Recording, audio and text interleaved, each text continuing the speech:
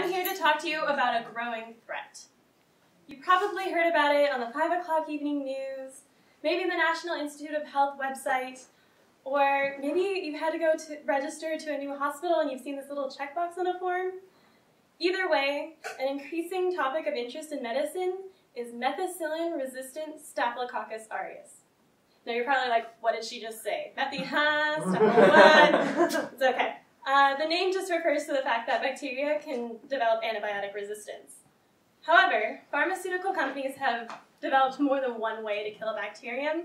The real issue arises when these bacteria can withstand many of the most common antibiotic treatments available. And MRSA is one of these so-called superbugs. Now, MRSA is not only a threat to hospitals where there's a lot of antibiotic use and a lot of people with their immune systems compromised, but it can also be especially concerning to places where there's a lot of skin-to-skin contact, such as athletic facilities. In fact, when superbug infections hit, even seemingly healthy NFL players can suddenly have to go through many surgeries to get better. And MRSA isn't the only superbug we need to be concerned about. Other antibiotic-resistant bacterial strains have emerged. Now, what are we supposed to do? What happens when we can't develop new antibiotics fast enough to combat these pathogenic bacteria? One approach is to look to the past. Before antibiotic resistance, there was an interest in eliminating target bacteria with these specified viruses called bacteriophages, or for short, phages. Phage therapy still had a long way to go before researchers really understood what was going on when these viruses killed the bacteria, so the early results were really inconsistent. As such, these viruses were abandoned when antibiotics came into use because they were just kind of the immediate solution, and a lot of Western researchers just abandoned them. However, research continued notably in Eastern Europe and the former Soviet Union, and for over 90 years, phages have not only been studied, but also used in clinical trials.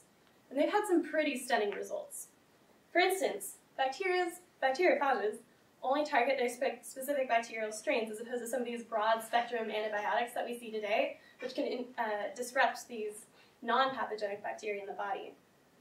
Bacteriophages also only can replicate in the body as long as their prey is present, so as long as those little pathogenic bacteria they're targeting are present in your body, they'll work. And when they're no longer needed, they'll just exit the body. And what's really cool is that there's no documented allergic reactions to these bacteriophages. And this isn't like a huge surprise because bacteriophages are one of the most common things in the environment. We eat them all the time. And these seemingly miracle studies, which can cure things like dysentery or bubonic plague, actually hold very little credibility in the United States, though, due to a lack of certain procedural standards that were conducted back when they were performed in the early days in the former foreign countries. So it's highly unlikely that we're going to be seeing bacteriophages treat superbug infections like MRSA in the United States anytime soon. But this growing discussion of antibiotic resistance has led us to what many news outlets today are calling a phage renaissance. And this is actually pretty cool because almost anywhere there are bacteria, there will be bacteriophages. In fact, some Stanford researchers are even looking to Palo Alto's sewers to be able to find these things to study them. However, one drawback of using bacteriophages in medical treatments is just that they have a really high specificity. So, like, they'll target one specific bacteria and not the others that could be causing an infection. But this is remedied by combining them together in, like, one solution and making, as the technical term calls it, cocktails of bacteriophages. So, the US is looking to use these cocktails to be used in medical treatments as well as food production.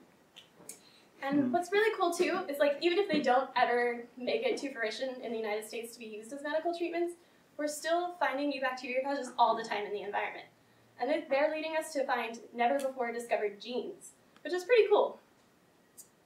So, bacteriophages have a lot of potential in medical therapies, food production, and water treatment.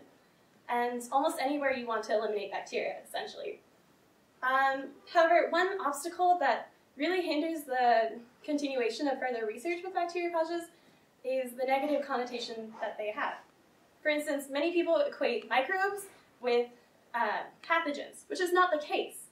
In fact, many researchers are just afraid that people are going to hear viruses and not want to hear more about it and the beneficial uses to bacteriophages.